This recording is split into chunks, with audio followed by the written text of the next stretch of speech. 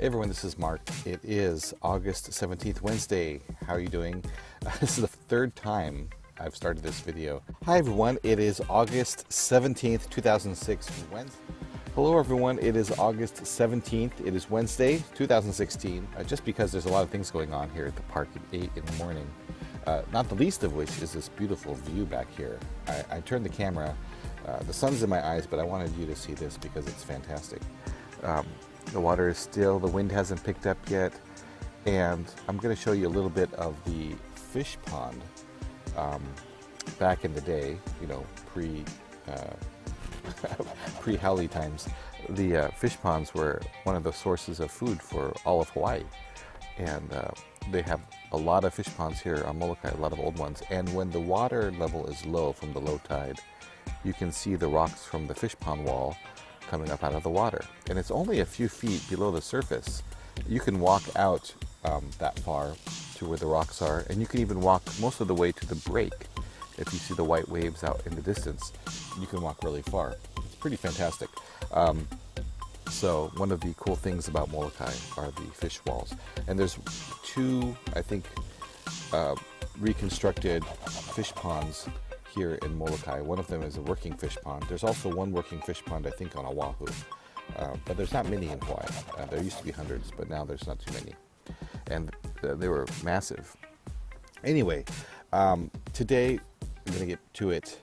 I'm going to continue my efforts to enunciate more clearly and raise my level. So I got a couple comments.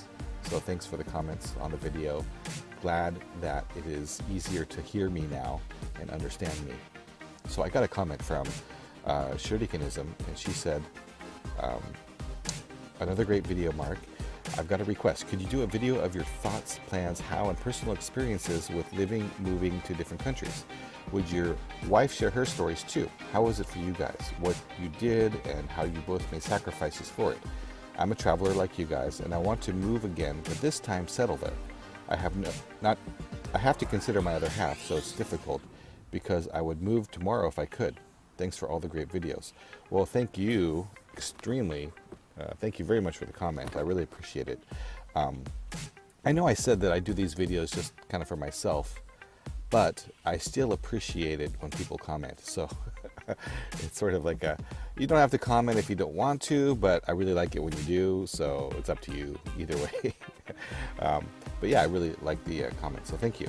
And it's a great question because it's something I always think about living abroad and moving abroad, because I've done it twice now, once to China, well actually a few times if you think about everything. And I've learned some things that I would do differently next time, that I will do differently next time, because I do intend at some point to move abroad again. But we'll see when that happens. So my experiences moving abroad, there's been some pros and cons. Some of the pros are the friends I've made, being able to learn a new language and learn a new culture. Also learning to live with less things, because when you're moving consistently, you have to become a minimalist just by necessity. It's really hard to move with a lot of stuff, which I tried to do the first time when I moved to China, and it was not pleasant at all. So I would do it really differently, which I'll talk about in a minute. The cons for me were that I moved to a city I've never been to before. I moved to Shanghai first, and that city is intense, so that was challenging. Also, not knowing the language was challenging when I first moved there, and the cultural adjustments were challenging for China because I wasn't as familiar. Even though I had been to China before, I wasn't as familiar with the culture, especially big city culture in Shanghai, which was different than other places I had already been in China. And then also the loneliness, because I didn't really know anyone when I moved there, and I didn't have any friends in the area, so at first it was pretty lonely. And to be honest, the first 6 months living in Shanghai were miserable. I didn't enjoy it at all. I didn't like the city. I didn't like the environment. I was lonely. I didn't speak the language. It was very challenging. So that was not easy for me. If I was going to go back and do it again, A few things I would do differently. The first is, I mentioned I would take a lot less stuff because I tried to take everything I had with me. I had huge suitcases. I even went back to the US and brought more stuff with me that I had left there. And if I was going to do it again, the reality is I need very little stuff to survive. And most of what I need, I could have gotten wherever I am. You don't need to take consumables with you because you can buy them wherever you go. Toothbrush, toothpaste, obviously you can buy that stuff anywhere now. So you don't need to get that stuff. And I would probably just take maybe one suitcase with things that are more longer term, like sleeping bags, maybe a tent, maybe some winter clothes if it's summer, or summer clothes if it's winter, things for sports that I like to do, things like that I would take, but not that much really. So a small suitcase to take things that I wanted to have with me, and then a backpack of my essentials. Clothing wise, when I would move now, I would probably just take one backpack for everything. Because I play guitar, and I think I mentioned this 2 days ago, I tend to take my small guitar case and pack it with workout clothes. So that's sort of the 2 bags I take these days is a guitar packed with some things around it. It's like my hobby bag, so it's my bag full of hobbies. And my backpack, which has all my essentials for living and working, including my laptop, my stands, keyboards, working things, hard drives, backup drives. All my clothes usually go in my backpack. So it's a little full, but it's not that bad. And tomorrow, when I'm packing for my trip to Oahu for the week, I'll show you exactly what I'm going to take on a trip. And it's very similar to what I would take on a year-long trip somewhere, with the exception that I would probably pack a few more winter type clothes. But besides that, it's not that much different. Winter clothes, the difference is, well, I take the same shoes. I have a pair of shoes that I wear. So I'm getting into my packing list, which I didn't want to do. So I'm going to not talk about that right now. But clearly I really like packing, so I could talk about that all day. I have just one channel of just packing, so I won't do that right now. So what I would do differently, so that's the first thing, is I would take a lot less stuff with me. I would also prepare more for the location. And if possible, I would try to visit there. I would try to visit the location so that I was familiar with at least the feeling of the place, get to go around there a little bit. I had been to China earlier that same year, in 2005. I'd even had an opportunity to go to Shanghai, but I didn't take it. So I might do that. I would definitely do that again. I would also spend more time focusing on language acquisition before the trip and during the trip, because I only spoke a smattering of a few phrases when I went there, and that was challenging. And even when I was there, I didn't study intensely, and I didn't really have a language study methodology at that time. So now I have a methodology for studying languages and becoming at least comfortably conversant in a language within a couple months. So, and it's definitely possible and doable, which I will talk about in some future video. So you can look forward to that. If you want to learn that method, maybe I'll share it sooner. But I'm utilizing it for Indonesian and maybe Korean. I was thinking about doing Korean as well. So I would prepare more for the location. Is there a bee on my hat? What is that? Oh, it's like a little bug. Please leave. Thank you. Ooh, right. Okay. So I would learn the language. I would prepare for the location. And the other thing I would do differently is focus more. And I did this to some degree because I had made some wushu friends. But I would focus more on integrating myself with the local culture, which we've actually done pretty well here in Hawaii. And besides the whole argument whether Hawaii is its own country or not, that's a whole debate. But in Hawaii, we've done a pretty good job of really trying to be open-minded to the way that things are done here and trying to work with the community, not like impose our way of doing things on the community, because that's a very easy trap to get into, especially when we come from the West going to another country. It's been sort of it's happened a lot. So I try to really be sensitive to that and really try to understand the local perspective and the local way of doing things and make as many local friends as I can. Try not to eat at big chain restaurants. I try to be really accepting of the food of the region, and that's also another thing that's really important to do, is to not poo-poo things because they're not a part of your own culture. So there's all this sort of cultural things that are important to do when you're moving to another country. And I would say that overcoming the cultural differences is probably one of the biggest hurdles that most people have to go through when they move to another country. At least that was one of my hurdles. Fortunately, I grew up in sort of a bicultural situation where I would go visit my family in Japan quite often, so I became used to sort of adapting to a different culture back and forth, and the food and the way you present yourself and things in Japan is very different than the US, and so I would recognize that every place has its own way of doing things, and I became more sensitive to those cultural nuances, I think, as a result. So thanks to that experience, moving to China was a little easier than it is for a lot of people who go there with no experience at all in being in other countries. So for Ruhi's experiences, she could talk more about this, obviously, but I know when she moved to China, she hadn't planned on going there, but she met a friend of her family, a daughter of her mom's friend, I believe, who wanted to go to China. And the friend had planned to go to China and just move there and live there for decades, marry a Chinese guy, do all this stuff, just move there. Even though she's a native Spanish speaker and had integrated herself into Austin life very well, but she wanted to go to China. But her mom wouldn't let her go unless she went with someone.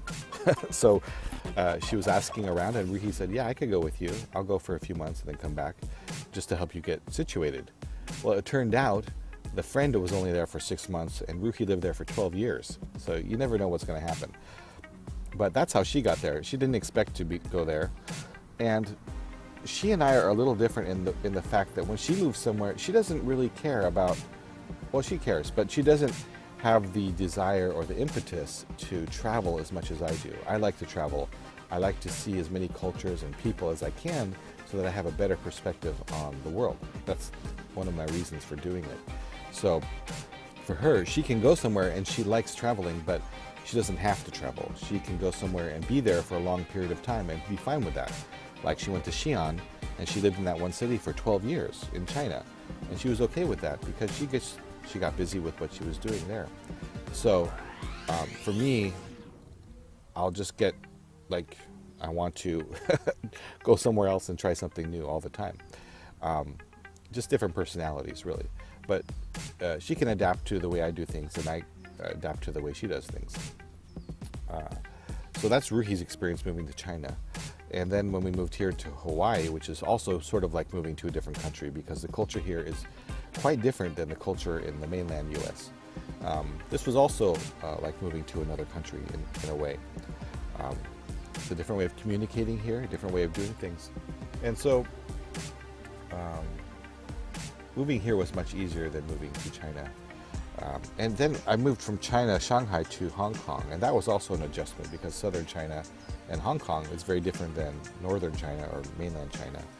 And then again, I moved from there up to Xi'an, which is also different than Beijing or Shanghai or Hong Kong. So what I would plan to do the next time I move, which I think is really what the question you had, is 14 minutes in and I finally get to the question, is what I would do differently. So one thing I would do differently, or what I plan to do next time, I should say. So what I plan to do next time I'm moving abroad is I'm going to do more research about the place I move to. I'm going to study the language for at least a month or two before I go to that place.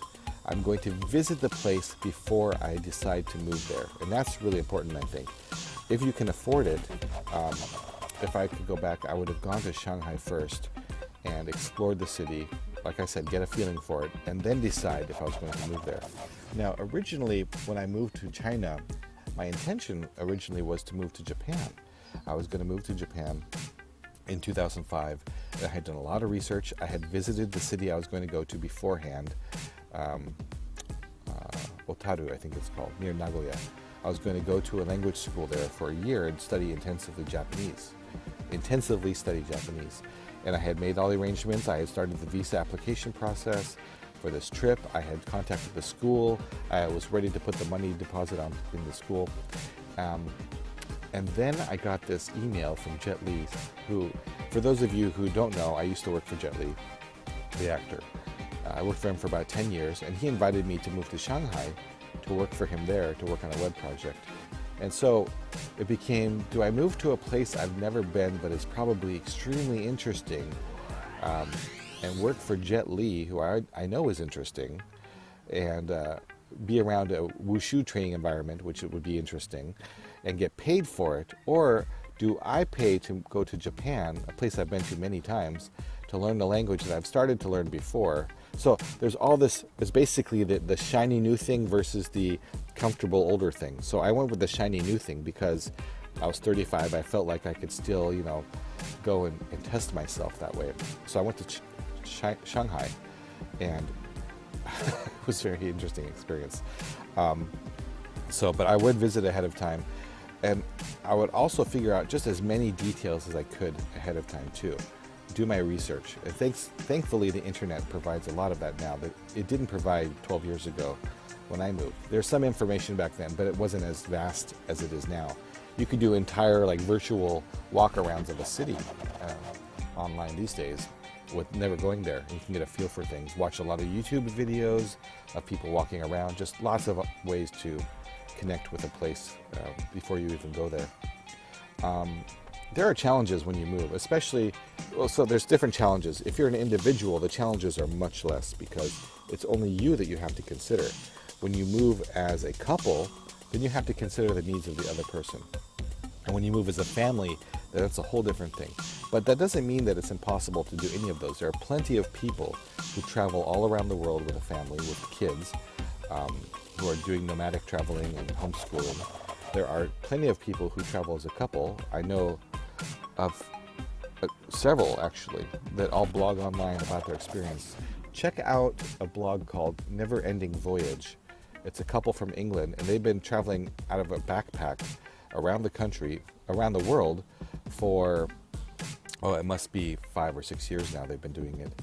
And I don't know where they are now, but they recently were in Bali, and then went to Spain, and then England, and they go everywhere. So check their blog out. It's a really nicely designed, well-written blog, and it's worth looking at if you are interested in that experience of traveling as a couple around the world.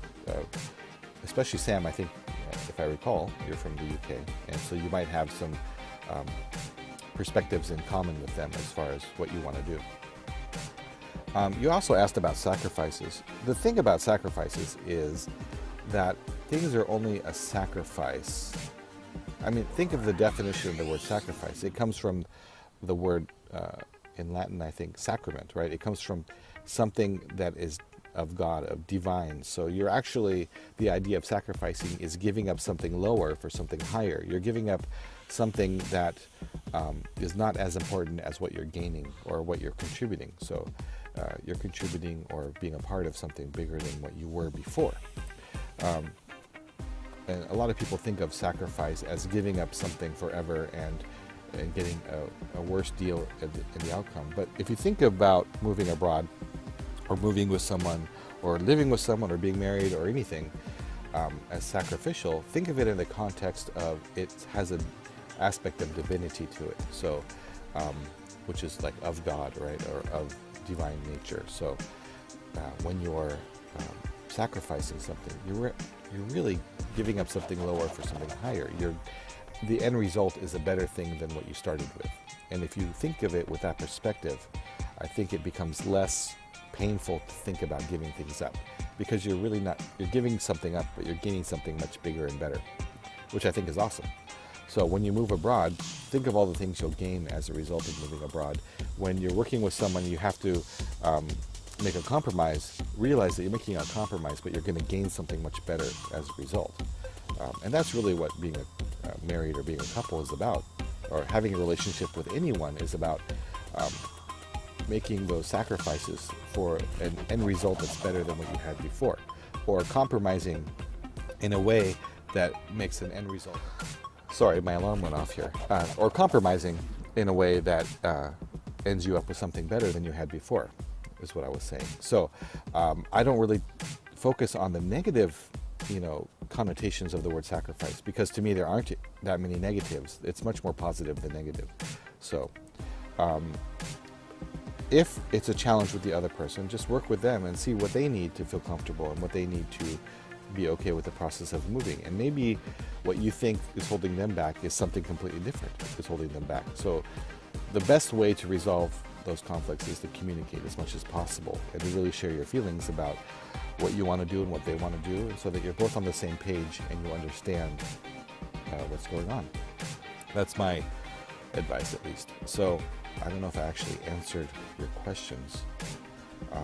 I know what you mean, though. I mean, I'm always thinking about moving somewhere new. Constantly. That's all I think about half the time is, where could I move in the future?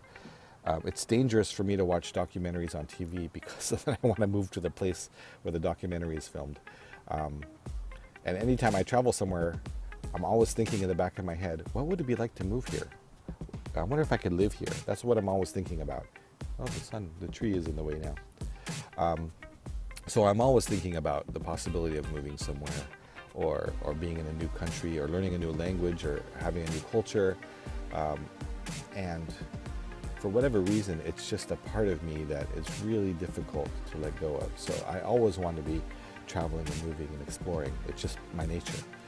Ruhi likes traveling and exploring, but she doesn't feel the impetus for it as much as I do. She doesn't feel the draw to it as much as I do. But at the same time, she's also very understanding of the fact that it's something that fulfills me and that I need. And so she's okay with me going on occasional excursions because she knows that it helps me be a better person and be happier. And then I also try to do things for her that she needs to help her be happier and be a better person. And so we complement each other in that way. And I'm sure that you complement your partner in that way too. So there's ways to go about it, but you just have to communicate and compromise and really work with that person. That's my advice. I intended to be a lot more succinct with my ideas here. I'm probably up to 20 minutes. So I apologize for dragging this on. Long story short, bullet points, if you got this far, are do your research, embrace the new culture, learn the language, and communicate and appreciate other people. That's basically it. I should have just said that at the beginning. Anyway, it's still 8:30 and the wind hasn't picked up. So it must pick up between 8:30 and 9. But I'm going to go to the gym now and get my workout in for the day. And I hope you all have a fantastic Wednesday. If you have any comments or thoughts or suggestions or things you'd like me to talk about, or additional questions that I didn't cover because I didn't understand the question you asked, just let me know. I'm happy to talk about it. Tomorrow I'm probably going to go into my packing stuff, so that's exciting for me, like super exciting. And I can't wait. I hope you could understand my enunciation today. I am trying to get to speak more clearly, so hopefully it's helping. And that's it. So take care of each other. I'll see you later, and keep on keeping on. Ciao.